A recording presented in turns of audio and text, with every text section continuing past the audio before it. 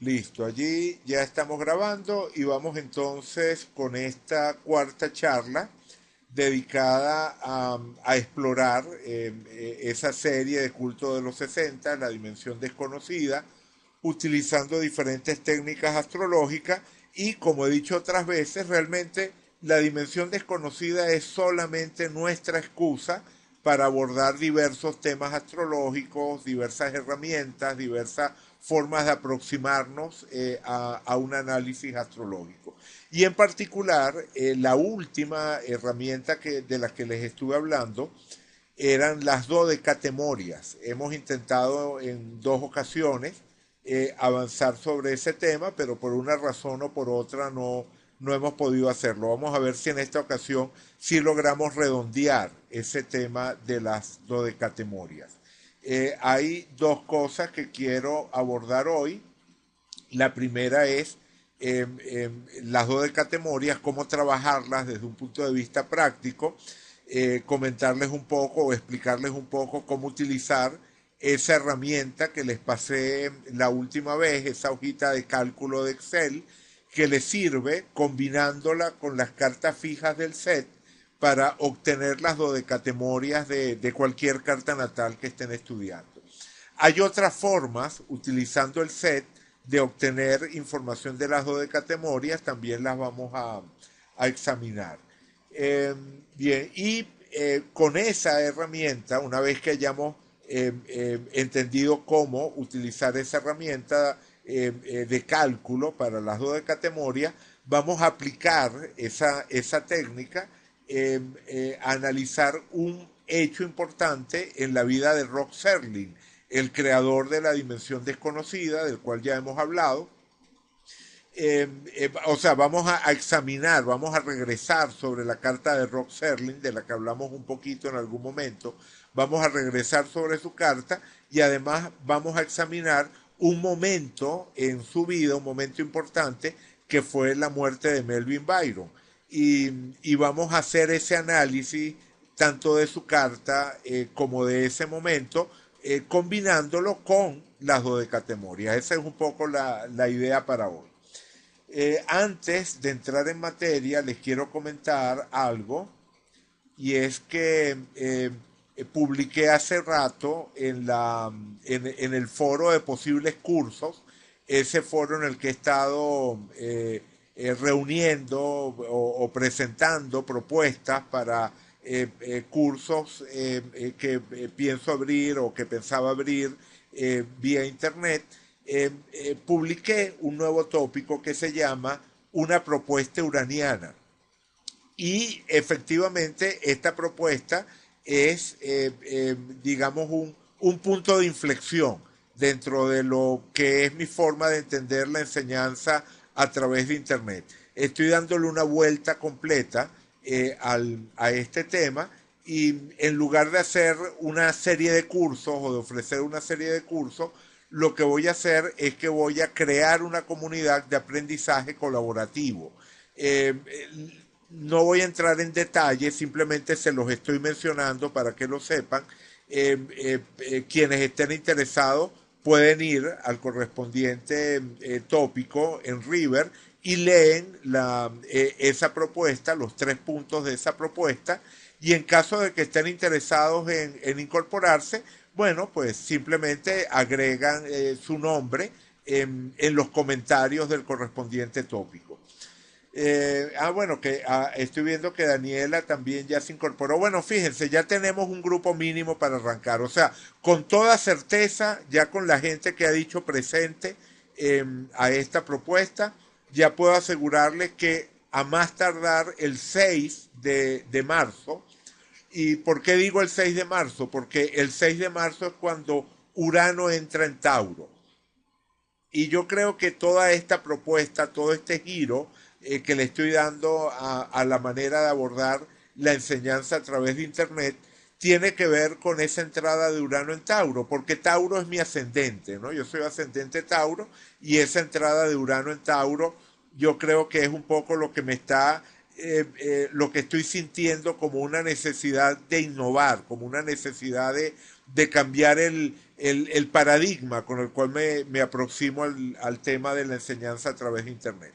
Pero bueno, ya, simplemente les quería presentar esa propuesta, pero ahora vamos a regresar a lo que nos interesa. Y recordemos un poco lo de las dodecatemorias, ¿qué son, no? ¿Qué son las dodecatemorias? Seguramente ustedes lo recuerdan, ¿no? Lo hemos mencionado ya unas cuantas veces. Es una técnica muy antigua, o sea, tan antigua, que aparece descrita por primera vez en esas tablillas de escritura cuneiforme que han sobrevivido de las culturas mesopotámicas y es una técnica en la cual simplemente cada signo del zodiaco se convierte en un micro zodiaco. Por ejemplo, aquí tenemos Sagitario, aparece dividido en los 12 signos, ¿verdad? Los dos primeros grados y medio de Sagitario corresponderían al propio signo de Sagitario y luego continuamos en orden. Al llegar a Piscis, volvemos a comenzar desde el inicio, ¿verdad? Al llegar a Piscis, pasamos a Aries y así vamos recorriendo el zodiaco y terminamos en el signo anterior a Sagitario, que es Escorpio. O sea, de Sagitario a Escorpio recorremos los 12 signos del zodiaco.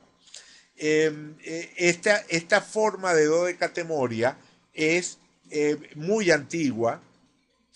Bueno, es tan antigua como la otra forma de dodecatemoria que existe. La otra forma de dodecatemoria que existe, también se las comentaba en algún momento, es en lugar de hacer la división en 12 signos, se hace la división en 13. Es decir, se repite de nuevo el último signo. En lugar de dividir a Sagitario en 12 segmentos, lo dividimos en 13 segmentos, de tal manera que comenzamos en Sagitario y volvemos a terminar en Sagitario. Hacer las dodecatemorias de esta manera equivale a lo que sería trabajar con el armónico 13. Seguramente ustedes recuerdan lo que son las cartas armónicas, cartas en las cuales el zodiaco completo lo dividimos entre algún factor y eso nos da las nuevas posiciones que serían las posiciones que corresponden a la carta armónica. Entonces, si trabajamos con el armónico 13, obtenemos exactamente esta dodecatemoria del 13, que es un tipo de dodecatemoria que aparece en un texto, en un solo texto astrológico de los que han sobrevivido, de los textos fundacionales helenísticos. En la introducción de Paulo de Alejandría aparece descrita el cálculo de la dodecatemoria de esta manera, pero en todas las demás fuentes aparece de la manera que les comentaba antes, dividiendo en 12, no dividiendo en 13. Un punto importante allí es entender que en esas tablillas que les comentaba antes, donde aparecen las dodecatemorias descritas originalmente, aparecen los dos tipos. Aparece tanto la del 12 como la del 13. Entonces no hay ningún argumento, por lo menos arqueológico, para decir que alguno de los dos tipos de dodecatemorias es anterior al otro, que es algo que creo que les mencioné, que argumentaba este personaje, Robert Hahn, que también les hablaba de Robert Hahn en algún momento, un astrólogo muy importante, que en un libro llamado Ensayos sobre Astrología, en los años 80, abordó el tema de las dodecatemorias. Vamos a buscarlo por aquí. Aquí está. Ajá. Ok, en este ensayo eh, llamado Dodecatemoria, una antigua técnica reexaminada. En ese ensayo, él presenta la técnica de las dodecatemorias, pero utiliza la versión del 13 y dice que la versión del 12 es posterior y es una degeneración de la versión del 13. Eso no tiene ninguna base real. De hecho, me encontré con otro texto posterior de Robert Hahn, donde él corrige esa posición, aunque sigue argumentando que la versión del 13 es anterior a la versión del 12.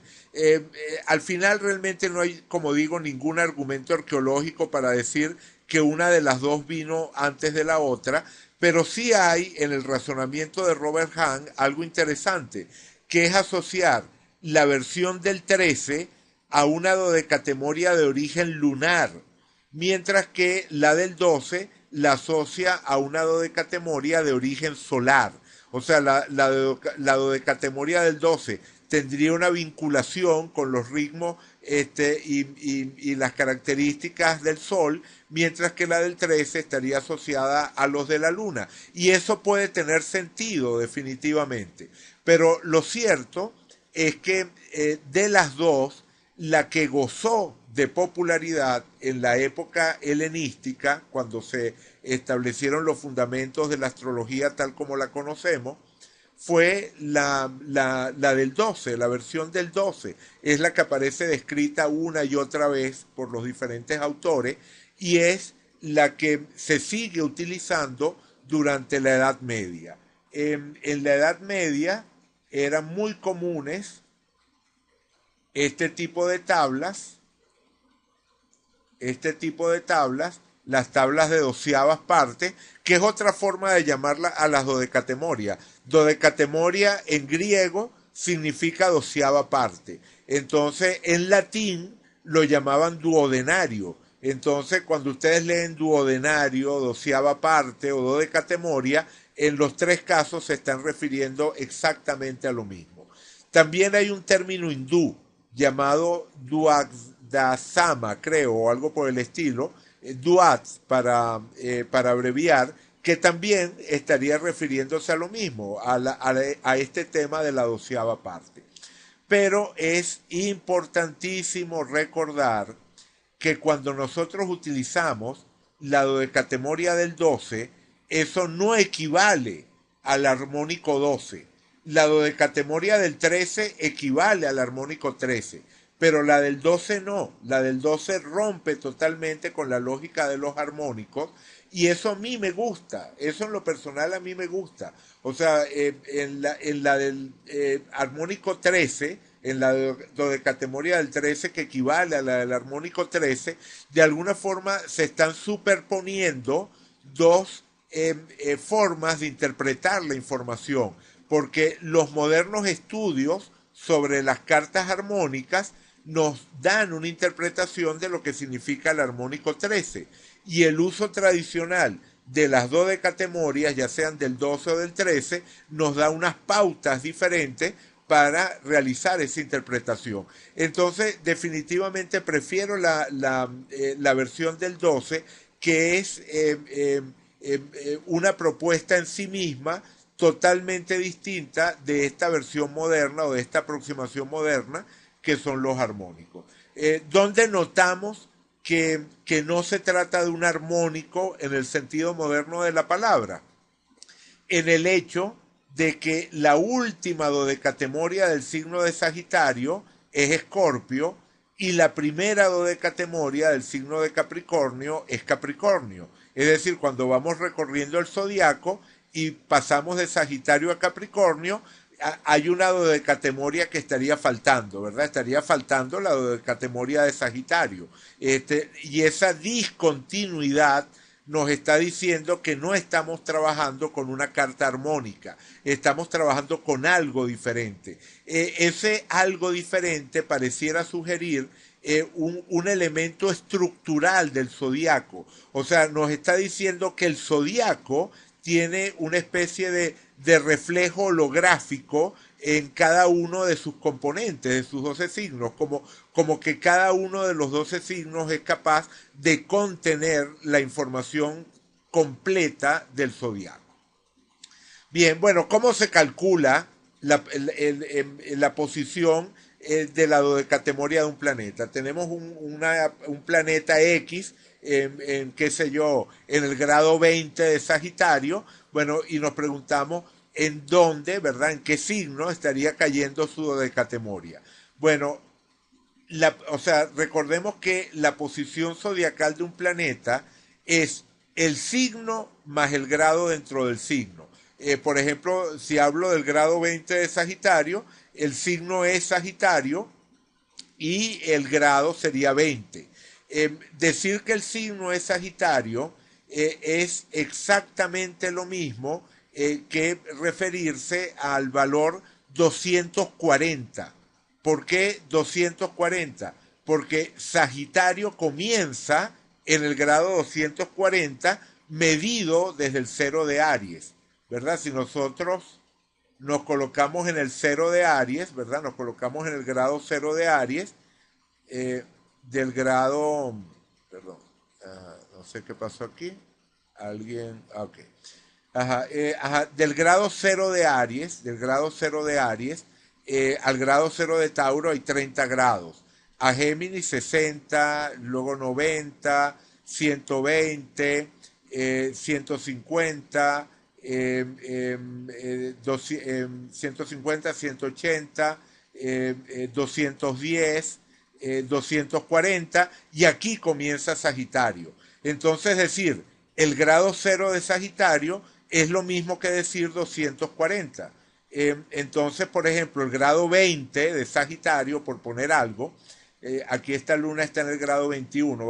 Vamos a tomar, ya que puse como ejemplo Sagitario, vamos a tomar la carta de Rod Serling, que tiene su luna en el grado 21 de Sagitario. Eso equivale a decir que tiene su luna en el grado 21 más 240, ¿verdad? A eso me refiero cuando digo que la posición zodiacal de un planeta se puede expresar como el signo en el cual se encuentra el planeta más el grado dentro del signo. Bueno, una vez que descomponemos la posición de esta forma, entonces uno puede decir que la dodecatemoria del planeta es el signo, ¿verdad? Que en este caso sería 240, más el grado, que en este caso sería 21, multiplicado por 12. Vamos a ver eso, vamos a ver si es verdad.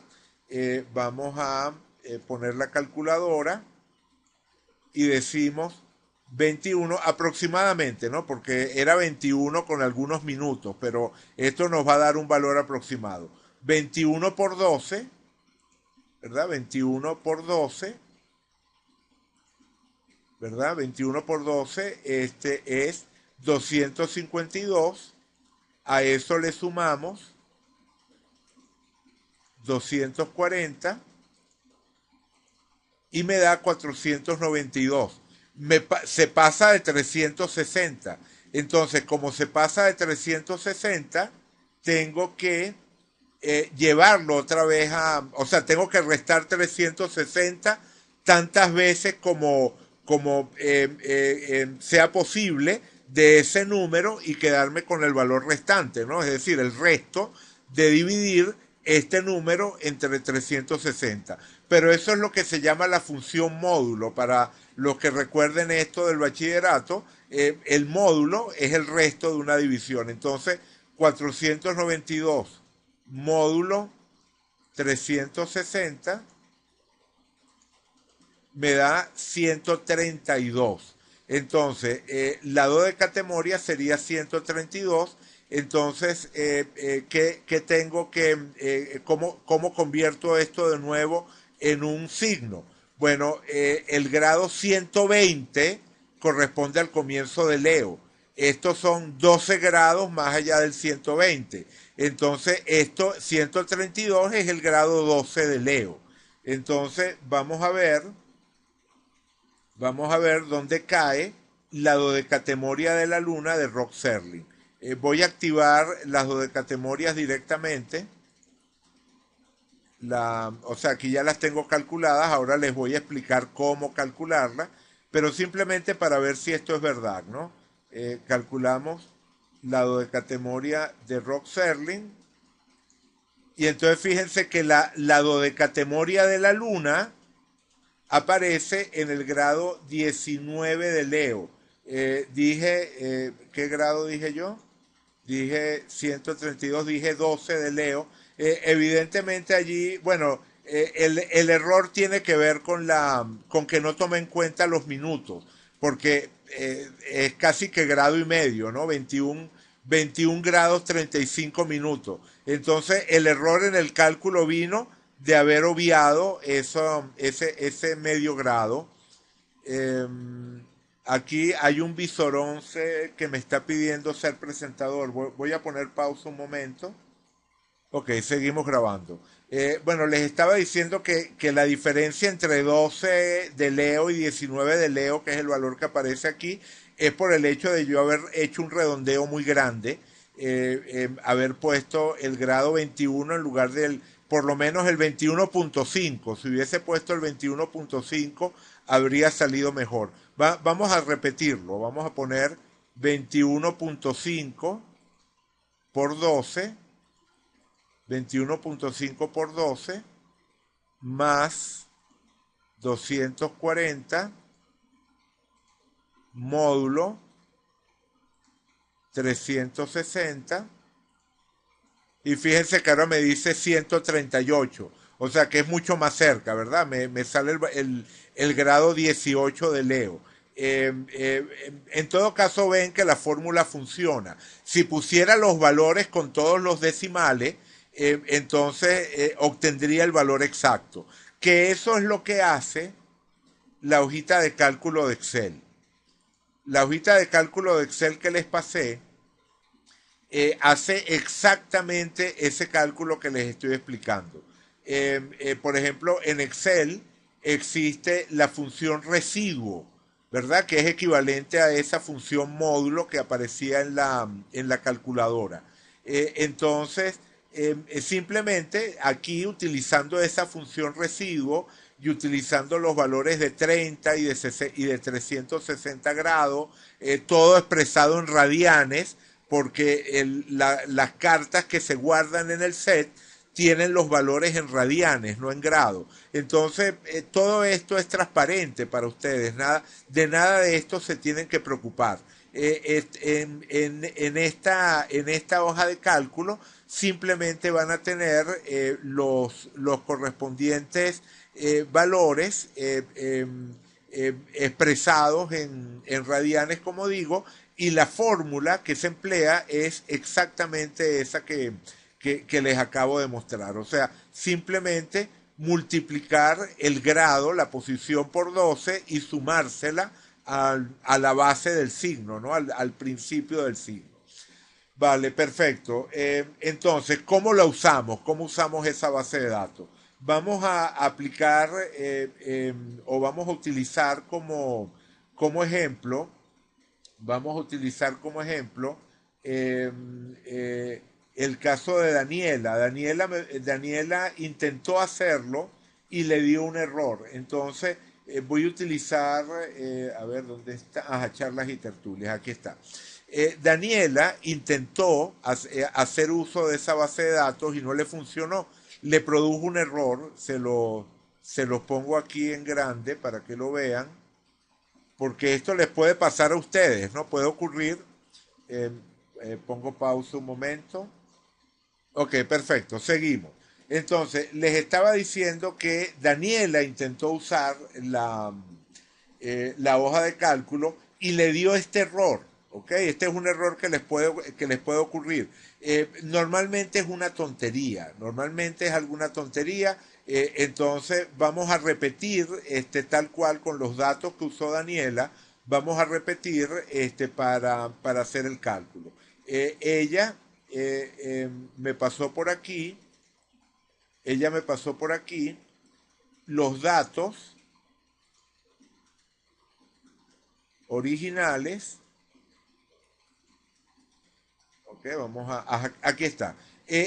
O sea, recuerden que cuando ustedes crean la carta fija, estos se llaman cartas fijas en el set. De hecho, vamos a recordar eso. Vamos a comenzar recordando esto.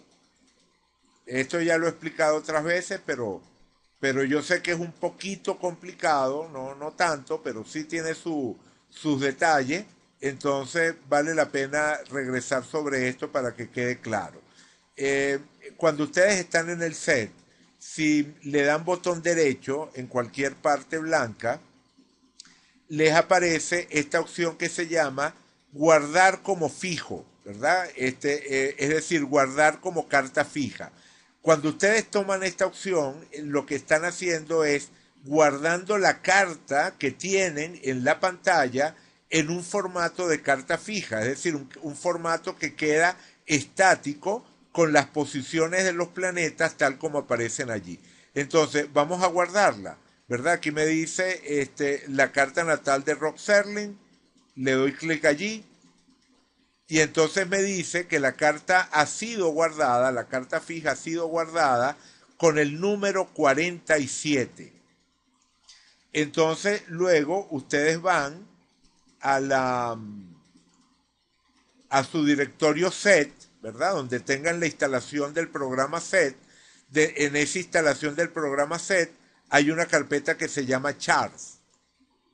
Allí en charts va a haber un nuevo archivo que se ha creado que se llama 47.dat en este caso.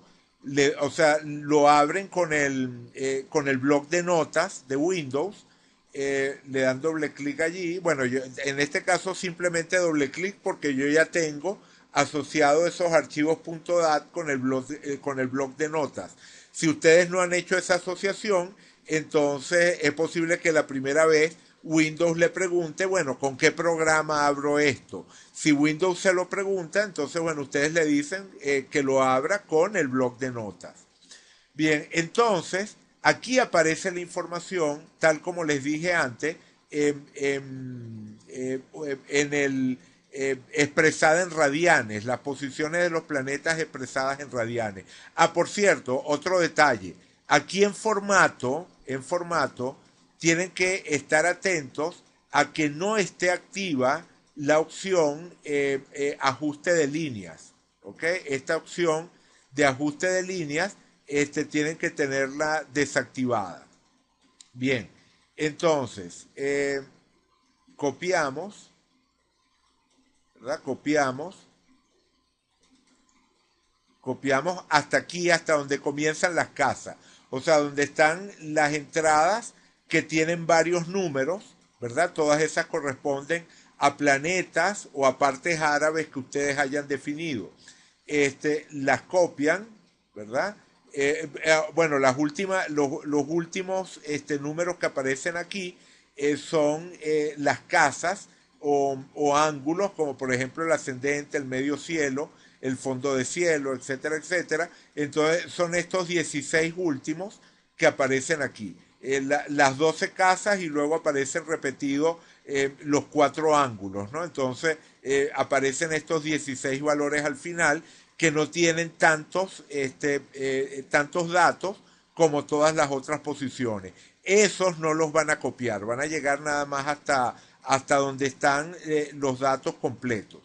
Entonces los copian, van a la base de datos, los pegan en la primera fila, ¿verdad? De esta tabla, o sea, que comienza en la fila 4. O sea, aquí a partir en la fila A4 sería donde lo copiarían. Y por supuesto, en este caso calza perfecto. En este caso calza perfecto. ¿Por qué?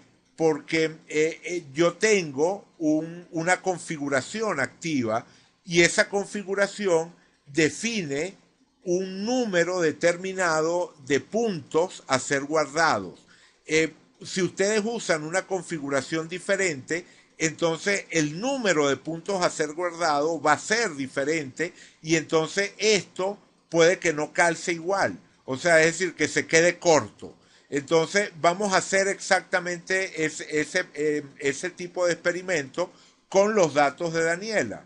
O sea, si en lugar de utilizar los de Rod Serling, que yo los guardé en este momento con la configuración que tengo activa, que es la misma configuración que utilicé cuando estaba creando esta hoja de cálculo, entonces, sino que utilizo ahora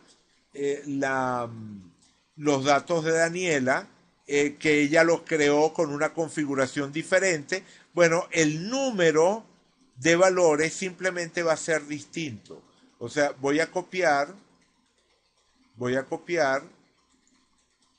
¿verdad? El número, los valores de Daniela, me voy a la hoja de cálculo otra vez y de nuevo en la columna A, fila 4 pego y fíjense que no calzó completo. O sea, llegó hasta aquí, hasta la fila 34. O sea, cuando copié los valores de Daniela, llegó de la fila 4 a la 34, no hasta la 48, como lo grabé antes. ¿Cuál es la razón de esa diferencia? Como les dije antes, la configuración que están usando. Cada quien va configurando el programa como quiere y entonces dice, bueno, colócame tal planeta o no me coloques tal parte arábica o colócame los asteroides o no me los coloque. Y entonces, claro, por cada punto se va a generar una de estas líneas. Y si no tienen exactamente el mismo número de puntos que yo utilizo, les va a pasar esto que están viendo acá. Bueno, en ese caso, ¿qué es lo que tienen que hacer? Bueno, simplemente borran el resto de la hoja de cálculo. Vamos a borrar el resto de la hoja de cálculo. Fíjense, ve, la borré. Simplemente la borré. ¿Por qué la borré? Porque para el caso de Daniela, ese resto de filas no sirven para nada por la sencilla razón de que ella no tiene esos valores. O sea, es decir, los valores de ella son otros. Supongamos que ocurriera lo contrario, que ustedes tuviesen un valor extra. O sea, que en lugar de llegar hasta el 40 y, ¿cuánto era? 48 creo que era que llegaban el mío, resulta que a ustedes les llega hasta el 50. Entonces resultaría que les aparecerían una serie de líneas vacías. Entonces, ¿qué es lo que tienen que hacer? Bueno, pues copiar la fórmula. Vamos a hacer ese ejemplo. Vamos a copiarla, vamos a repetir la última línea de las de Daniela y la pegamos aquí en la fila 35. Fíjense que ahora en la última fila, ¿verdad? En esta 35 que acabo de agregar, no hay cálculos, ¿verdad? Bueno, ¿cómo hacemos para que sí haya cálculo? Bueno, simplemente agarran y seleccionan desde aquí, desde donde aparece la columna C, desde la columna C hasta la columna N, ¿verdad? Copian todo esto, le dan copiar, se colocan en la correspondiente fila 35, en la columna C, le dan pegar y ya, listo, agregaron una nueva fila. Yo sé que si no manejan Excel, esto les puede sonar a chino. Y si no manejan Excel, bueno, les va a costar utilizar esta herramienta. Hay otras formas de calcular las dodecatemoria de manera menos automática que utilizando esta hoja de Excel. A mí me resulta muy práctico y como a mí me resulta muy práctico, se las comparto esperando que también les pueda resultar útil a algunos de ustedes. Entiendo que puede haber personas que oigan esta explicación y se pierdan por completo, básicamente porque, bueno, porque no manejan esa herramienta que es el Excel. Yo mismo no la manejo mucho, o sea, yo manejo el Excel de una manera muy básica. Entonces entiendo perfectamente a los que puedan tener problemas con eso. Pero en todo caso vale la pena realizar el esfuerzo porque nos agiliza muchísimo el trabajo. Bien, bueno, sea como sea, vamos a dejarlo como estaba antes, o que sea como sea, lo cierto es que al final lograron copiar los datos en la columna A y en la columna N tendrían las correspondientes dodecatemorias. Entonces las copiamos, las copiamos,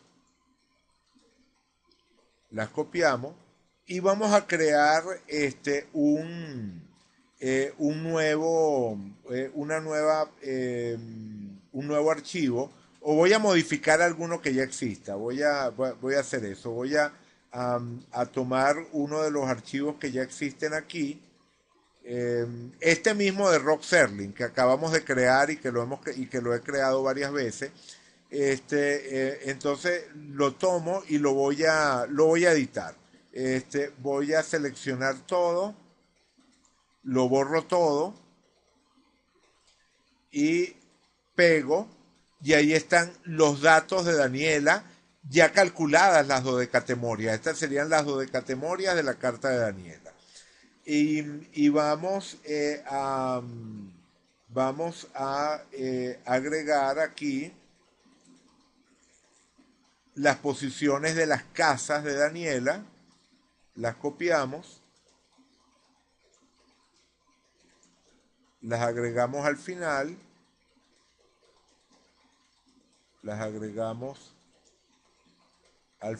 aquí está.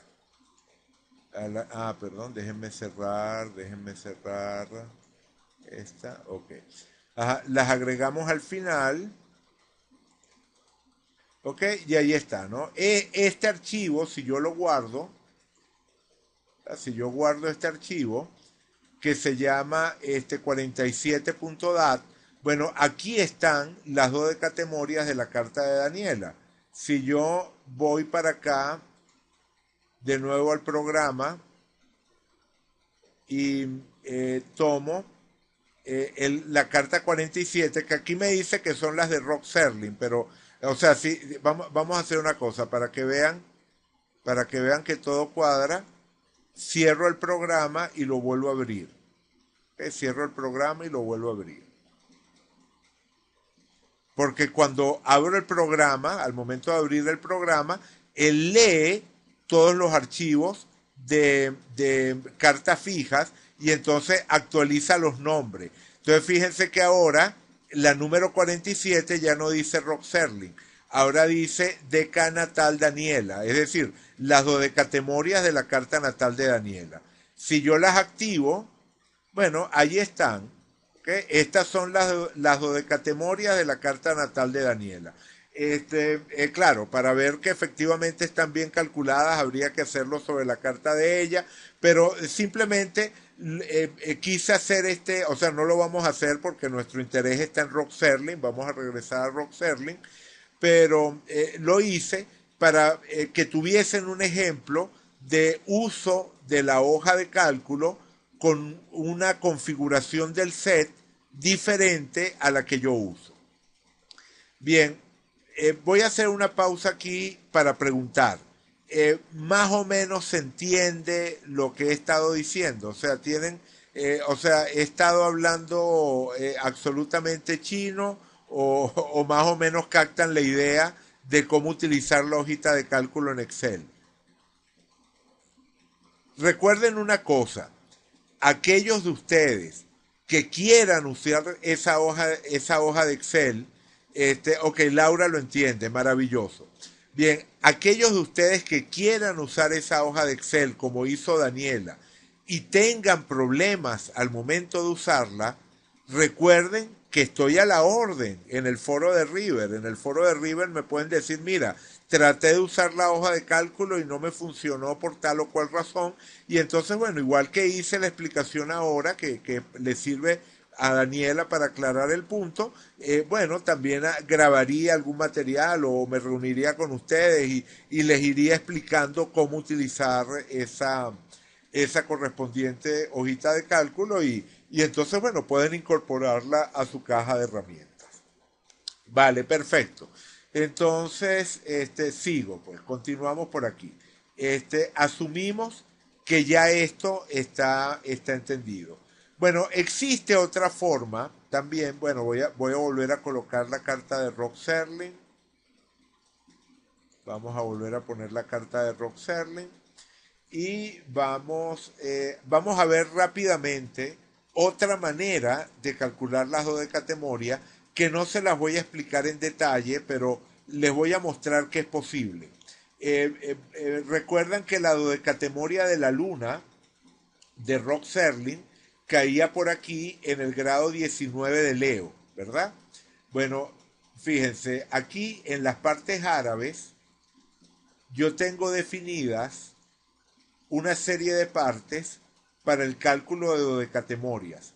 Por ejemplo, tengo la dodecatemoria de la luna, ¿verdad? Aquí, esta sería, la tengo aquí definida. La voy a activar. Entonces, para que esto funcione, tengo que colocar el signo original de la luna aquí. ¿Cómo hago eso? Me voy aquí donde dice signo de la luna y escribo en qué signo está la luna. En este caso la luna está en Sagitario y Sagitario es el signo 9. Entonces le digo editar y entonces en signo de la luna pongo 9. ¿Ok? ¿Qué es lo que está haciendo? Al signo de la luna le está asociando el grado, perdón, aquí está, correcto, le está asociando Aries, ¿verdad? En este caso, o sea, perdón, siempre es Aries, perdón, disculpen, siempre es Aries, porque claro, esto lo expresa en longitud zodiacal y cualquier número entre 0 y 12 lo va a colocar como el grado 0, 1, 2 hasta el 12 de Aries. No se dejen confundir por esto. Esto simplemente es el valor 9, el número 9. Aquí lo pone como si fuese un signo, pero aquí simplemente estamos diciendo que el signo de la luna es el noveno signo. Entonces, para el cálculo de la luna, para el cálculo de la luna, la fórmula es signo de la luna por 30 menos 30 y eso me da el comienzo del signo. O sea, tengo que decirle editar y guardar para que realice el cálculo. Un momentito, ¿por qué no me lo está? A ver, ¿qué? ¿Por qué no me lo está dando? Ok, ajá, ahí lo hizo. Fíjense, signo de la luna por 30 menos 30, y entonces me dice grado 0 de Sagitario. Ahí efectivamente me está colocando el valor del grado 0 de Sagitario. Recuerdan lo que les dije, ¿verdad? Que la posición del signo es el comienzo del signo más el número de grados dentro del signo. Aquí estoy obteniendo, ¿verdad? En signo de la luna, estoy obteniendo el grado de inicio del signo en el que está la luna. Para poder hacerlo le tengo que decir qué signo es. En este caso le digo que es el noveno signo y entonces él me calcula que bueno, que es el grado 0 de Sagitario. Luego tengo el grado de la luna. ¿Cómo lo calculo? Restándole, o sea, el grado dentro del signo.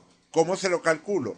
Restándole a la posición de la luna, MO es la abreviatura para luna, dentro de las partes árabes, restándole a la posición de la luna el inicio del signo de la luna, es decir, al grado de la luna le resto el inicio de Sagitario. Entonces me aparece el valor 2135. ¿Se acuerdan que Rod Serling tenía la luna en el 2135 de Sagitario? Bueno, aquí lo que estoy es descomponiendo la posición, esa posición en dos valores. Por una parte tengo el grado 0 de Sagitario y por la otra tengo el grado 2135, que sería la posición dentro de Sagitario. Entonces, la dodecatemoria de la luna es el grado de la luna por TDK es el tipo de dodecatemoria. Esto lo hice para poder utilizar esta fórmula tanto para calcular dodecatemorias del 12 como dodecatemorias del 13. Este TDK simplemente vale 12 en este caso porque son las que normalmente uso y entonces es, como digo, TDK, o sea, el grado de la luna por TDK, que en este caso sería 12, el grado de la luna por 12 más el signo de la luna. Fíjense que es exactamente esta misma fórmula, ¿verdad? El grado del planeta multiplicado por 12 más el signo. O sea, eso es exactamente lo que está reflejando esta fórmula. Y fíjense que el valor es grado 19 de Leo, o sea, tal cual la posición que debe estar. Entonces, si ahora yo voy a la lista de planetas y en lista de planetas activo esa parte árabe que es la dodecatemoria de la luna, entonces la dodecatemoria de la luna está apareciendo en el grado 19 de Leo, donde debe aparecer. Esto muchas veces puede resultar práctico, es decir, programar unas partes árabes para calcular dodecatemoria. Eso también puede funcionar. Si saben cómo manejar las partes árabes en el set, recuerden que hay un tutorial sobre cómo crear partes árabes en el set. Entre los tutoriales que hice existe ese tutorial. Bueno, con ese tutorial y con las fórmulas que les acabo de explicar, bueno, ustedes podrían crear esas partes árabes. Si hay interés en trabajar esta forma que les estoy diciendo, bueno, les puedo grabar un material explicando con más detalle cómo hacer esto, ¿no? Pero en todo caso es una forma alternativa a la hojita de Excel. Ninguna de las dos es simple, ¿ok? O sea, estemos claros, ni crear partes árabes para calcular lo de categoría, ni utilizar la hoja de Excel para obtener las dos de categoría. Ninguna de las dos opciones es simple, pero realmente ninguna de las dos es tampoco demasiado complicada. Lo que hay es que intentarlo un poco y como les digo estoy a su orden para ayudarlo en caso de que quieran trabajar cualquiera de las dos técnicas. Vale, perfecto.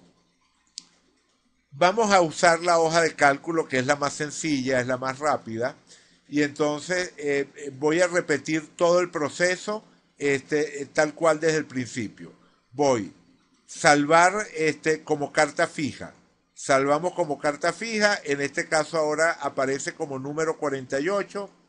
Le digo OK, voy al directorio charts, leo esa carta número 48, copio los valores, voy a la hoja de cálculo, los pego. Fíjense que ahora la hoja de cálculo se quedó corta, porque claro, como la recorté antes para ver la carta de Daniela, ahora del 35 al 48 no hay fórmula. Entonces simplemente copio, ¿verdad? Esa fila desde la columna C hasta la N, la copio y la pego hasta completar la hoja de cálculo. Y ahí está, listo, ¿verdad? Sin mayor misterio. Entonces, ahora copio la columna N,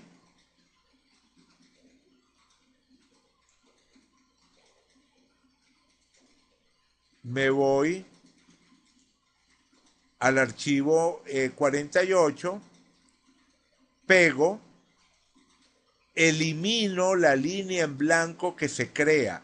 Recuerden, si ustedes no eliminan esta línea en blanco, les va a dar un error cuando lean la carta. Entonces, elimino esa línea y la guardo, ¿verdad? Guardo el archivo. Lo cierro, cierro también el otro que habíamos creado. Regresamos al set y entonces ahora le digo que en la segunda rueda me coloque las dos decatemorias de Rock Serling. Entonces, ahí tenemos en la rueda interna la carta natal y en la rueda externa las dos decatemorias. Bueno, es súper interesante combinar la información de las dos decatemorias con la información de la carta natal, porque eso completa la información de la carta, nos muestra relaciones que en principio aparecían ocultas. Por poner un caso, Rock Serling es fundamentalmente un comunicador, un escritor. no solamente por La Dimensión Desconocida, por otros programas de televisión que hizo, también programas de radio. Básicamente estamos hablando de una persona orientada a la comunicación. Y cuando uno ve su carta natal, resulta extraño que no aparezca absolutamente nada en la casa 3, ¿verdad? La casa 3, que es la casa de la comunicación, en su carta natal está vacía. Y Mercurio, que es el planeta de la comunicación, aparece, como no, en conjunción con el Sol, que en última instancia puede hacer que las cualidades mercuriales se vinculen con la esencia solar, a pesar de que no es una posición demasiado cómoda para Mercurio. Recuerden que un Mercurio tan cercano al Sol se dice que está combusto, que no es que sea mal de morirse, pero evidentemente representa una perturbación de la identidad del planeta porque tiende a fundirse con el arquetipo solar, con el arquetipo del yo representado por el sol. Entonces la persona puede terminar sobreidentificándose con lo que dice, con su discurso. Por ejemplo, si alguien no está de acuerdo con lo que yo digo, puedo creer que la persona me está atacando. O sea, hay inconvenientes en el hecho de que Mercurio esté tan cerca del Sol, aunque es cierto que lo destaca. Pero además fíjense que está en Capricornio, que no es un signo que sea particularmente amable para Mercurio, y además está retrógrado. Entonces, en principio, las posiciones de Mercurio tampoco parecieran una clave muy clara para entender esa vertiente tan evidente hacia lo comunicacional en la carta de Serling. Por supuesto que la cercanía de Júpiter ayuda, la energía Sagitario también puede ayudar, pero por más que le demos vuelta, uno echa de menos alguna activación significativa de la casa 3. Cuando activamos las dos de Catemoria, vemos que el Sol de Serling, su ascendente, su nodo norte, su Venus y su Júpiter, es decir, una concentración tremenda de energía de la carta, se proyecta hacia la casa 3. Y entonces allí es donde todo termina de hacer clic y donde uno entiende que efectivamente es una persona fuertemente conectada con ese aspecto comunicacional. Por otra parte, fíjense en la casa 10, ¿verdad? En la casa 10 de Serling tenemos a Neptuno, que por supuesto tener Neptuno en la casa 10 nos puede hablar de la persona que trabaja en medios masivos. Una persona que trabaja en televisión, radio, cine o cualquier medio masivo cuadra con el perfil de alguien que tenga Neptuno en la 10, porque recuerden que Neptuno tiende a la fusión, a desdibujar la identidad y fundirnos con algo más grande. Y eso ocurre cuando uno trabaja vinculado a medios masivos. Claro, también puede aplicarse al trabajo artístico o al desarrollo en términos espirituales. Existen, ¿verdad?, diferentes maneras de vivir esa energía neptuniana. Déjenme poner el reloj por aquí para estar pendiente del tiempo. Ajá, todavía tenemos tiempo. Yo creo que hoy vamos a poder cubrir todo lo que quería cubrir. Ajá. Entonces les decía que sí, que hay muchas otras maneras de entender esa energía neptuniana, pero lo cierto es que Neptuno, como planeta transpersonal, como planeta moderno, no representa una concentración especialmente fuerte de energía, y entonces uno de nuevo podría echar de menos ese protagonismo que tuvo Rod Serling desde el punto de vista profesional.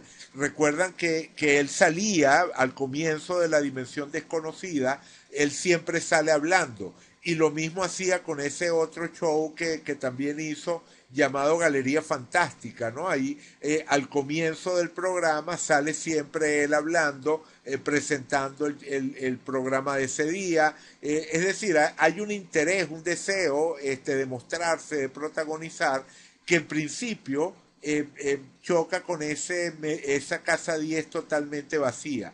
Pero cuando uno ve que la luna ¿verdad? Esa luna que aparece en su casa 2, que es la casa de los bienes, se proyecta hacia la casa 10 y hacia el signo de Leo. Bueno, uno termina de entender la relación de Serling con ese protagonismo de tipo Leo, que es tan evidente en su actuación profesional. Pero otras cosas también resultan súper llamativas. Por ejemplo, fíjense en la Venus, ¿verdad? La Venus de Rod Serling. Bueno, Venus es importante, Venus siempre va a ser importante en la carta de cualquier artista, cualquier creador, porque Venus tiene que ver con el sentido estético. Entonces, cuando estamos examinando la carta de un creador, del tipo que sea, ya sea un artista plástico o como en el caso de Serling, un guionista y productor de programas de televisión, su Venus va a tener mucho que ver con la estética que busca desarrollar. Y en este caso uno dice, bueno, una Venus en Sagitario. Es curioso porque la dimensión desconocida siempre tiene esas connotaciones inquietantes, perturbadoras, donde aparecen personajes que de alguna forma están heridos o desequilibrados o terminan de alguna forma teniendo un encuentro perturbador de alguna manera. Entonces resulta extraño. Recuerdo que una de las participantes en una de las charlas anteriores nos compartía que sentía miedo cuando veía La Dimensión Desconocida, que era un programa que le causaba miedo. Y no tiene nada de raro, porque sí, hay capítulos de La Dimensión Desconocida que son perturbadores, que juegan con esas emociones de angustia del espectador. Bueno, como digo, con la Venus de Rod Serling, viendo la Venus de Rod Serling nada más, esa conexión realmente no se explica. Pero cuando uno ve que la dodecatemoria de Plutón y la dodecatemoria de Quirón, ajá, correcto, muy bien lo que dice Carolina, muchos capítulos dejan como una sensación de anhelo frustrado, algo bien quironiano, ¿verdad? O sea, eso del anhelo frustrado es tal cual Venus entrando en contacto con Quirón. Bueno, cuando uno ve que la dodecatemoria de Quirón y la de Plutón, la herida o la frustración y el miedo entran en contacto con la Venus de Rod Serling, bueno, ahí resulta muchísimo más comprensible, muchísimo más claro el desarrollo de esa particular estética. Entonces se dan cuenta cómo las dodecatemorias nos van añadiendo piezas que faltan o piezas que están ocultas dentro de ese rompecabezas que es una carta natal. Bueno, allí es donde traigo a colación esa frase que les comentaba la otra vez, o esa afirmación que les comentaba la otra vez, eh, ajá, de Julius Firmicus Maternus, un escritor del siglo IV, uno de esos autores de textos astrológicos clásicos, que él decía, al hablar de las dodecatemorias, que algunos piensan que es posible encontrar toda la esencia de la natividad en ellas e insinúan que todo lo que se oculta en la delineación puede encontrarse a través de esas dodecatemorias. Ese texto lo tenemos por aquí. Ajá, aquí está, el texto lo tenemos en inglés. Entonces, esta es la versión original de la que hice esa traducción. Y aquí él presenta el tema, presenta la forma de calcularlo, y luego, más adelante, cuando empieza a hablar de los diferentes planetas, o sea, él le dedica una parte del libro a la explicación del significado de cada uno de los planetas en las diferentes casas y según sus posiciones y aspectos, etcétera, etcétera. Y al final de cada, o sea, por ejemplo, aquí comienza el capítulo que le dedica a Saturno. Bueno, al final de cada capítulo, Esto él lo repite para cada planeta. Lo dice para Saturno, pero después lo vuelve a repetir para Júpiter y lo vuelve a repetir para Marte y para todos los planetas va repitiendo una y otra vez esta misma coletilla. Eh, eh, eh, en cada una de esas casas en las que esté Saturno, fíjate en el grado en el que está, de tal manera de encontrar en qué casa y en qué término se encuentra la dodecatemoria de Saturno. O sea, ver en qué lugar está colocada, en qué lugar, en qué grado, en qué casa, en qué término está la dodecatemoria de Saturno.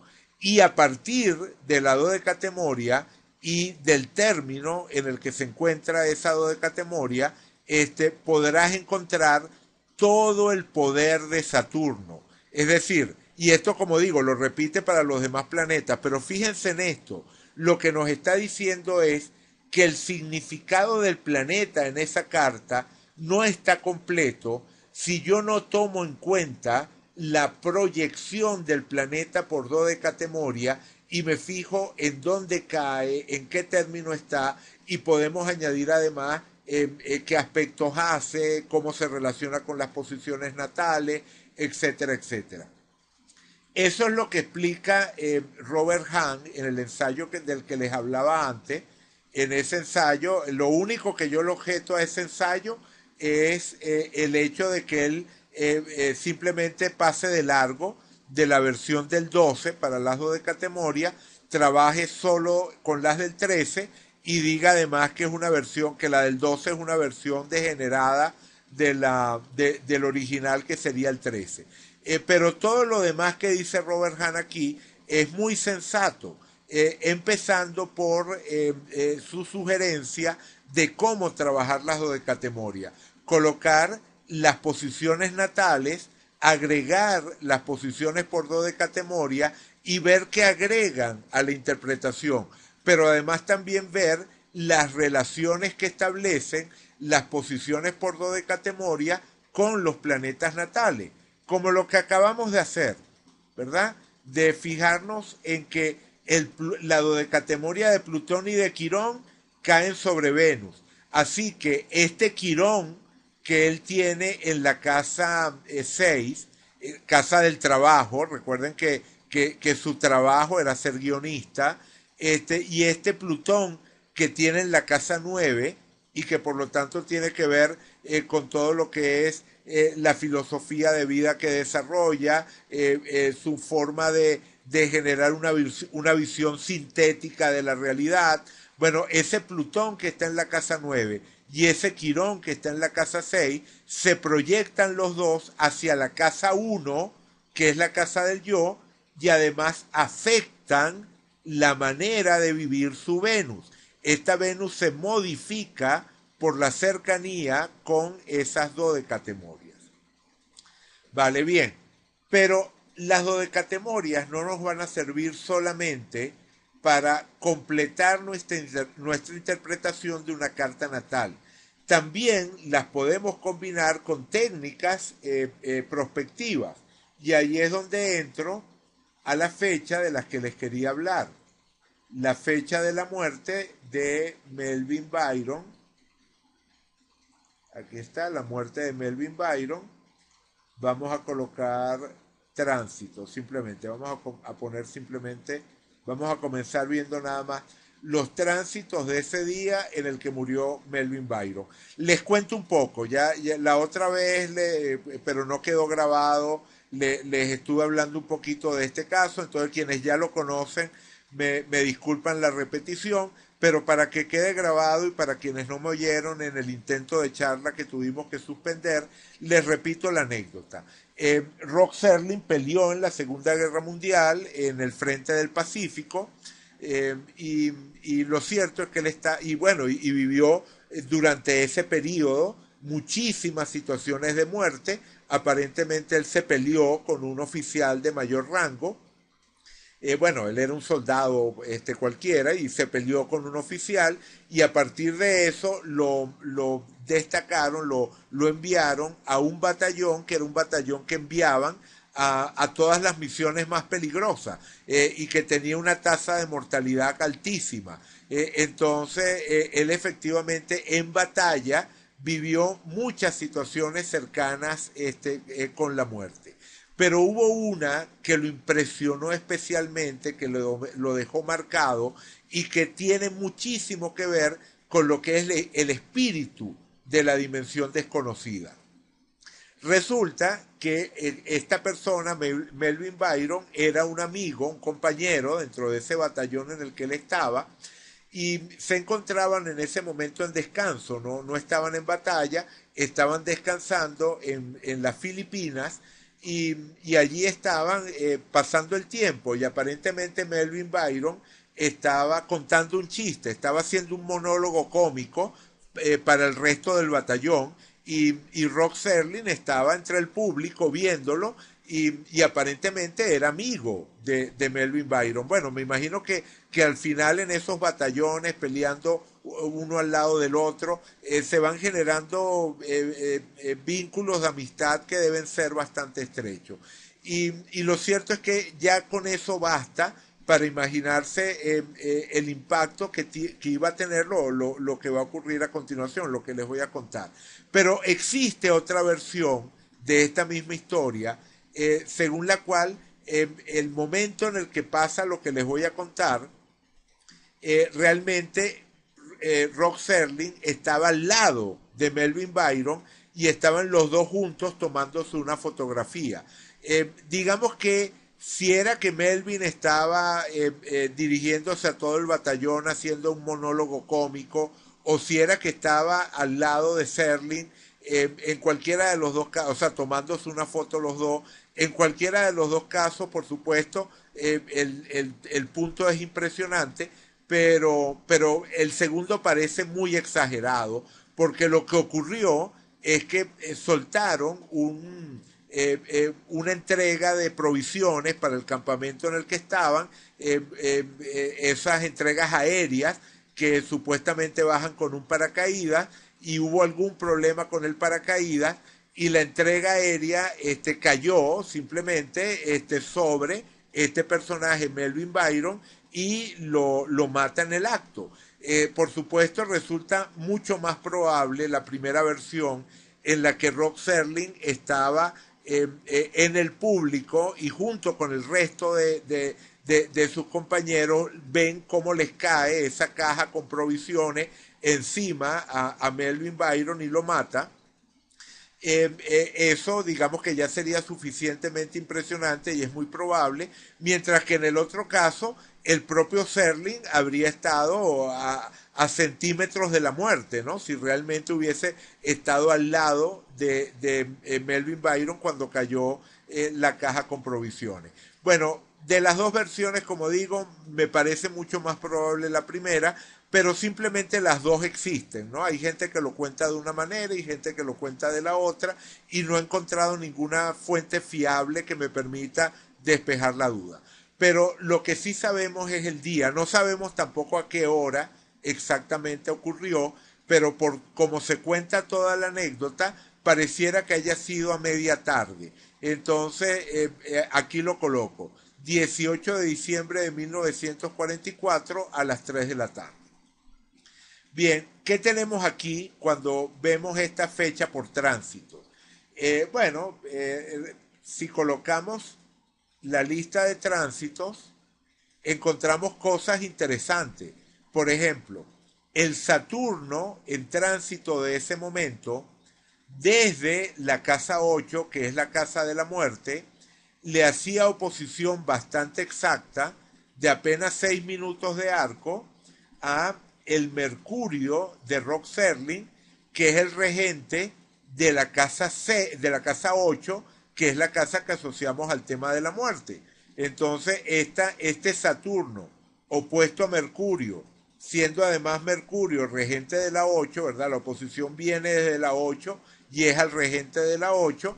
Bueno, definitivamente pareciera que pueda activar el tema de la muerte como experiencia puntual, ¿verdad? En ese momento. Luego tenemos la Lilith natural del momento, ¿verdad? La Lilith natural del momento, que además estaba en conjunción con Quirón, desde la casa 11, que es la casa de los amigos, haciéndole cuadratura al sol de Serling.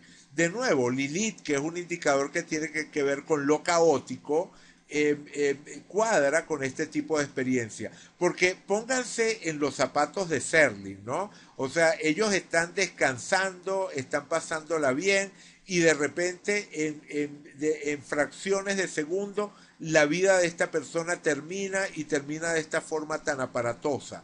Eso representa un poco, como les decía, el espíritu de la dimensión desconocida. Una persona que está viviendo su vida normalmente y de repente ocurre algo totalmente inesperado y en una fracción de segundo o de manera que rompe con cualquier expectativa, su vida se trastoca y entonces se da origen a la correspondiente historia que se cuenta en esa ocasión en el programa. Esa idea de que en cualquier momento todo puede cambiar y podemos entrar en una realidad que no tiene nada que ver con la realidad en la que estábamos un minuto antes, eso tiene muchísimo que ver con el espíritu de lo que Rod Serling intentó transmitir a través de la dimensión desconocida. Por eso es que este acontecimiento resulta tan importante y por eso es que esta conjunción de la luna y de Quirón haciéndole cuadratura a su sol definitivamente tiene sentido. Pero fíjense qué pasa si yo agrego las dodecatemorias. Voy a agregar las dodecatemorias dejando todavía los tránsitos. ¿Cómo hacen eso? Yo no sé si ustedes saben hacer esto. Cuando ustedes tienen el set, si ustedes quieren agregar varias técnicas una tras otra, en lugar de marcar simplemente la casilla, ¿verdad? Porque si yo hago clic en esta casilla, es más, lo voy a hacer para que lo vean. Si yo hago clic aquí en esta casilla 48, donde sabemos que están las dodecatemorias de Serling, entonces me quita los tránsitos y me pone las dodecatemorias. Pero yo quiero tener los tránsitos y las dodecatemorias. Entonces lo que hago es que, de nuevo, pongo los tránsitos y en lugar de marcar la casilla donde van las dodecatemorias, hago doble clic sobre la correspondiente fila. Si yo hago doble clic, entonces me agrega la correspondiente técnica. Entonces, fíjense, en la primera rueda tengo la carta de Rod Serling, en la segunda rueda tengo los tránsitos de ese momento y en la tercera rueda tengo las dodecatemorias. Bueno, ahora vamos a combinar esto. Vamos a combinar esto con la dirección de aspectos. Ustedes saben que tienen esta herramienta, ¿verdad? Que es la dirección de aspectos. Y entonces es una matriz que va a tener tantas filas y columnas como anillos tengamos en ese momento activos. Entonces, por ejemplo, en este momento me está mostrando los aspectos del anillo 2 al anillo 1, ¿verdad? Del anillo 2 al anillo 1. Es decir, del anillo de los tránsitos al anillo de la carta natal. Pero yo quiero que me muestre los aspectos del anillo 2 al anillo 3. Es decir, de los planetas en tránsitos a las dodecatemorias. Vamos a hacerlo. ¿Ok? Entonces fíjense que ahora aparecen en un color más claro los dos anillos exteriores, que son los que estoy usando, y el anillo interno, el de la carta natal, ahora aparece en un color naranja. Bien, entonces vamos a ver qué aspectos hay aquí. Y fíjense qué cosa tan impresionante.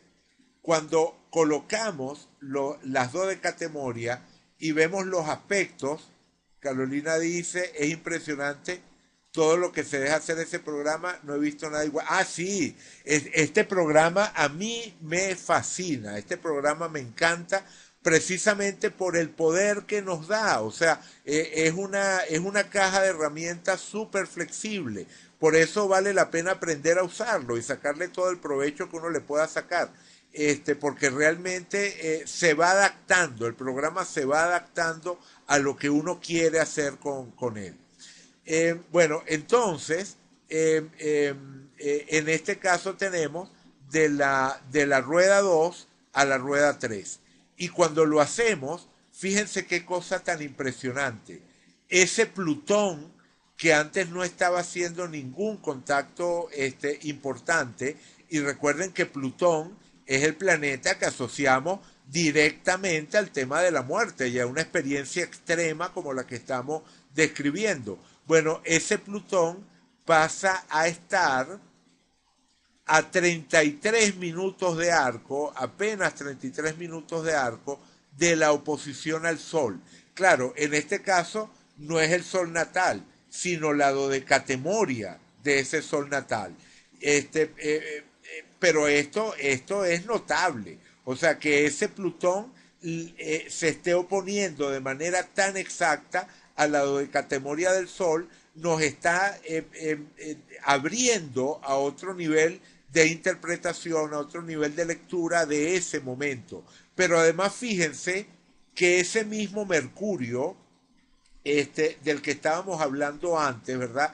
El Mercurio que rige la casa 8, cuando nos fijamos en su dodecatemoria, ¿verdad? Cuando vemos la dodecatemoria de ese Mercurio que rige la casa 8, bueno, resulta que Neptuno y también Urano, esta conjunción de Neptuno y Urano, perdón, disculpe, el Urano, este Urano es dodecatemoria, disculpe, me equivoqué. Neptuno es el que es en tránsito. O sea, o mejor dicho, para ir por parte, Urano por dodecatemorias aparece en el grado 5. Mercurio por dodecatemorias aparece en el grado 7. Es decir, la dodecatemoria de Urano y la dodecatemoria de Mercurio están en oposición. Bueno, el Neptuno en tránsito estaba justo entre los dos.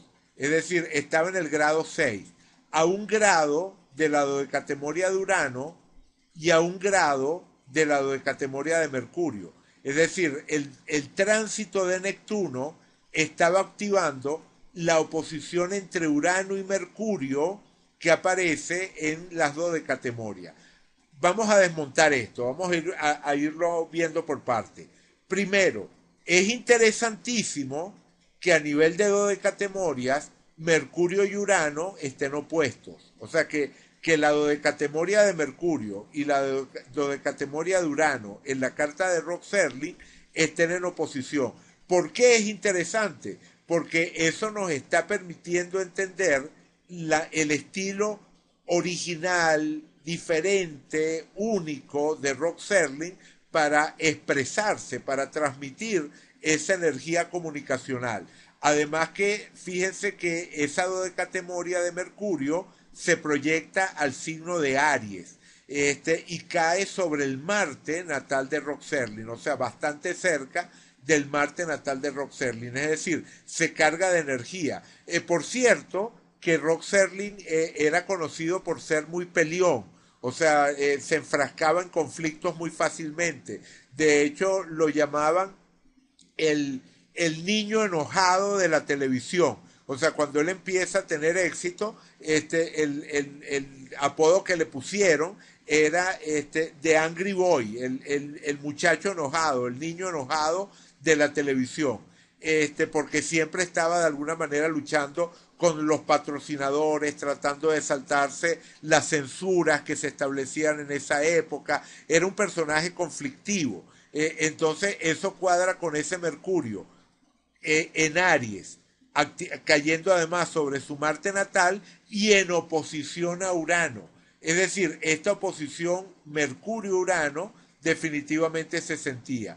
Pero lo que resulta más impresionante es que en el momento de la muerte de Melvin Byron, Neptuno estuviese pasando por allí. Es decir, activando esa oposición, como pueden verlo aquí, aquí está La oposición, ¿dónde está? ¿Dónde está? Ajá, no, a ver, se me fue. Aquí está. La oposición de Neptuno a Mercurio es de 49 minutos de arco, menos de un grado. Aquí está la oposición Neptuno-Mercurio. Mientras que la conjunción Neptuno-Mercurio es de 1 grado y 9 minutos, un poquito más amplia, pero lo cierto es que está en orbe con ambos planetas y está prácticamente en el punto medio de la oposición entre los dos planetas. Entonces, este Neptuno está súper activo y recuerden que Neptuno tiene que ver con lo intangible, con nuestro contacto con lo irreal, con lo que va más allá de esa realidad definida, concreta, clara, y a su vez ese Mercurio, como les contaba antes, es la proyección del regente de la casa 8. Entonces allí está todo, el tema de la muerte, el tema de esa otra realidad que se abre a través de esa experiencia, ¿verdad? Que me trastoca la existencia. Bueno, está allí, está tal cual, concentrado en esa configuración. Carolina dice... no, correcto, ya, esto era lo mismo, pensé que habías escrito algo nuevo. Vale, bien. Vale, perfecto. Entonces, fíjense cómo cuando utilizo tránsito encontramos cosas extraordinarias. Pero eso es también igualmente válido si utilizamos otras técnicas. Por ejemplo, vamos a colocar, perdón, disculpen, aquí, vamos a colocar las ecuatoriales conversas. ¿Por qué utilizo ecuatoriales conversas en lugar de ecuatoriales? Con las ecuatoriales también aparecen cosas interesantes, pero voy a colocar las conversas porque a pesar de que son direcciones conversas, estarían moviéndose en la dirección tradicional. O sea, modernamente se ha tomado la costumbre de hacer el movimiento, o sea, cuando uno utiliza direcciones, avanzar en el mismo sentido del zodiaco. O sea, si yo estoy dirigiendo un planeta, por ejemplo, el Sol de Roxerlin, de Roxerlin, que está en el grado 317 de Capricornio, cuando lo avanzo por direcciones, lo estaría avanzando en la dirección del zodiaco. Va subiendo en grados por Capricornio, después llega Acuario y así va avanzando. Pero tradicionalmente, cuando uno hacía el trabajo por direcciones con un planeta, el movimiento era en el sentido contrario al zodiaco, porque se estaba siguiendo el movimiento de la esfera celeste. Recuerden que el movimiento de la esfera celeste es contrario al movimiento del zodiaco, a la dirección del zodiaco. Entonces, vamos a utilizar las conversas, simplemente para que vean que también funcionan y para que adquieran la costumbre de fijarse también en las direcciones conversas. Vamos a hacer lo mismo, hacemos doble clic para activarla. Bueno, pero voy a quitar los tránsitos para que no haya tantas ruedas. Ok, entonces fíjense cómo estamos ahora. Ahora tenemos en la primera rueda la carta de Rock Serling. En la segunda rueda las direcciones ecuatoriales conversas. Y en la tercera rueda las dodecatemorias. Ok, tal cual, ese es el caso. Ok, entonces vamos a ver qué tenemos aquí. Cuando hacemos el análisis de nuevo del anillo 2, que sería en este caso el que tiene las direcciones conversas de la carta de Rock Serling, al anillo 3, que es el que tiene las dodecatemorias.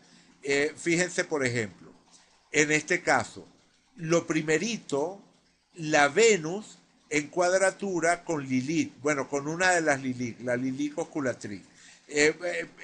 Vamos a dejarlo de lado, vamos vamos a obviar este primer contacto simplemente porque yo sé que no todo el mundo utiliza esta Lilith, que es la que en los programas aparece como Lilith verdadera. Pero veamos el segundo. El mediocielo por direcciones en cuadratura a Neptuno. El mediocielo que sabemos que tiene que ver con lo profesional, con la manera en la que nos construimos de cara a futuro. Bueno, ese mediocielo haciéndole cuadratura a ese Neptuno que tiene que ver con lo intangible, ¿verdad? Con ese desdibujarse de la realidad, ¿verdad? Ese desdibujarse de la realidad y entrar a otra dimensión, tal cual esa dimensión desconocida. Pero bueno, y podemos seguir analizando factores, pero me detengo nada más en este para que vean el poder de este tipo de análisis. La luna de Rod Serling, ¿verdad? La luna dirigida de Rod Serling, ¿verdad? Que aquí la tenemos en el grado 21 de Sagitario, y por supuesto, a medida que la dirigimos, ¿verdad? Va retrocediendo y aquí ya llegó al grado 250 de Sagitario. Bueno, esa luna está apenas a 44 minutos de arco. Recuerden que las direcciones son activas con un orbe de 1 grado o menos. Entonces, esta es totalmente activa. Y bueno, esa luna le está haciendo conjunción a Plutón. Entonces, fíjense cómo en el caso anterior, por tránsitos, Plutón se estaba oponiendo a la dodecatemoria del Sol. Y en este caso, por direcciones, la luna dirigida está llegando a la dodecatemoria de Plutón, que además para más señas, como dijimos antes, está en conjunción con Quirón. Es decir, está justo en esa zona en la que nos fijamos antes cuando estábamos analizando la carta de Rod Serling por dodecatemoria y dijimos que su Venus estaba en contacto con la dodecatemoria de Plutón y de Quirón. Bueno, la luna por direcciones estaba pasando exactamente por allí, es decir, por ese punto de la carta de Rod Serling y de sus dodecatemoria que dijimos que tenía una relación directa con la estética planteada en la dimensión desconocida. Bien, podríamos seguir trabajando con otras técnicas. Esto mismo lo podemos hacer con progresiones, con revoluciones solares, con cualquier otra técnica que ustedes quieran. Es decir, las dodecatemorias se pueden incorporar al trabajo con técnicas prospectivas. Es decir, el punto clave es que no solo podemos usarla para ampliar nuestra comprensión de una carta natal, sino que también las podemos usar para ampliar nuestra comprensión de un determinado momento a través de diversas técnicas astrológicas. Bueno, en principio nos quedarían nada más 13 minutos para terminar la charla de hoy, entonces voy a dejar el contenido hasta aquí y voy a dejar los minutos que quedan para preguntas, comentarios, cualquier cosa que quieran ustedes eso, compartir, comentar, preguntar, ya en esta recta final de la charla. Voy a poner pausa un momento en la grabadora. Bien, Carolina pregunta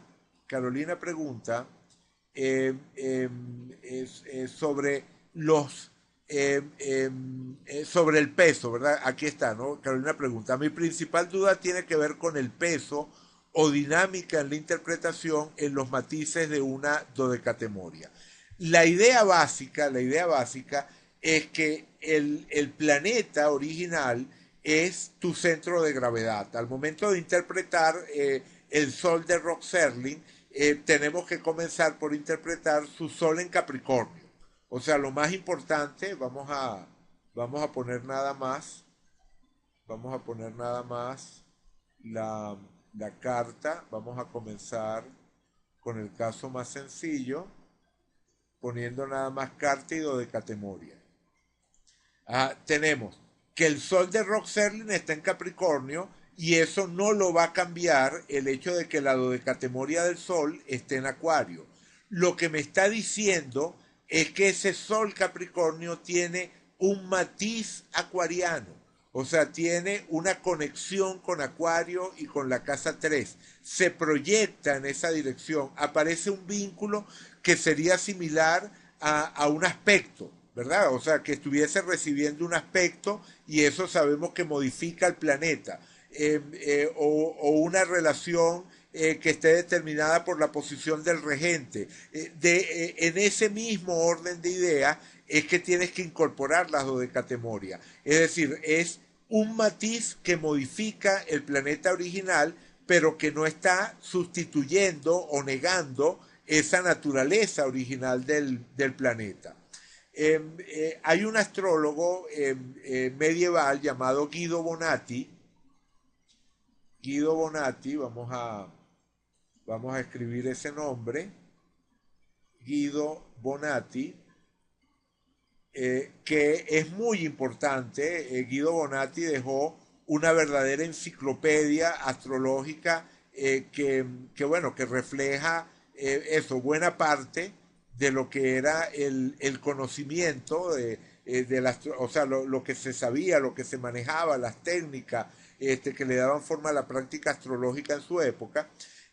Y Guido Bonatti, refiriéndose a las dodecatemoria, decía que tenían una doceava parte del poder de la posición original. O sea, algo así como que la dodecatemoria del Sol era equivalente a la doceava parte del Sol.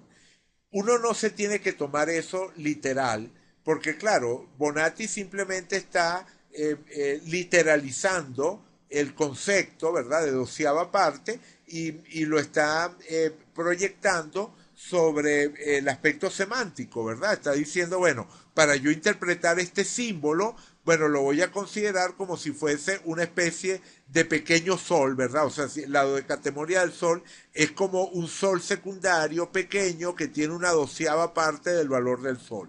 Bueno, eso realmente yo no creo que sea así, porque recuerden lo que decía Firmicus, ¿verdad? Que las dodecatemorias representaban todo lo que estaba oculto en la carta. Bien, eh, eh, como digo, no creo que sea tan así como decía Bonatti, una doceava parte, pero sí hay que tomar la idea general de lo que Bonatti dice y entender que las dodecatemorias tienen una jerarquía semántica inferior a la del planeta original.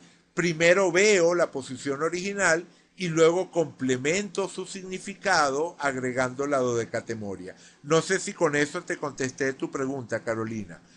A ver, Orieta pregunta, para hacer el análisis de la dodecatemoria de un planeta, tendría que tomarse en cuenta de dónde viene este planeta en la carta natal.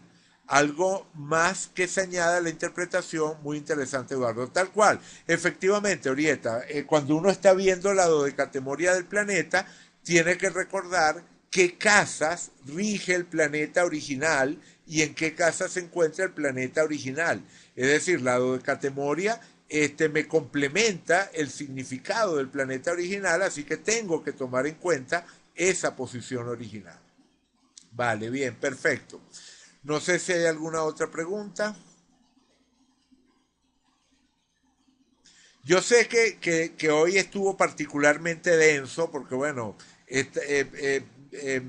tuvimos que ver cómo se calculaban lo de la hojita de cálculo de Excel, o sea, en fin, ¿no? Sé que la charla de hoy estuvo un tanto densa, pero no se desanimen. Les prometo que la próxima va a ser menos Excel, menos hojas de cálculo y más interpretación astrológica, ¿no? Más como esta última parte, esta última media hora o 40 minutos que hemos podido dedicar más a la parte de interpretación astrológica.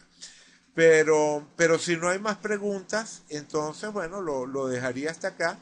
Simplemente, a ver, Visoronce dice, que no sé quién sea Visoronce, por favor, Visoronce, si puedes escribir tu nombre para saber quién eres. Dice, debo entender entonces que la casa 12 resultará visiblemente afectada, profesor Eduardo, José, hola José, al aplicar las dodecatemorias. No, ¿por qué la casa 12? O sea, la casa 12 Hola. La casa 12 es una casa más como cualquier otra. Se verá afectada por las dodecatemorias si caen muchas dodecatemorias en la casa 12, pero no es que las dodecatemorias tengan una especial afinidad con la casa 12 por el solo hecho de compartir un número, ¿verdad? De los desconocidos o no, no, o sea, como digo, o sea, por ejemplo, vamos a la carta de Rock Serling. O sea, fíjate que ninguna dodecatemoria cae en su casa 12. O sea, en la casa 12 no cae absolutamente nada.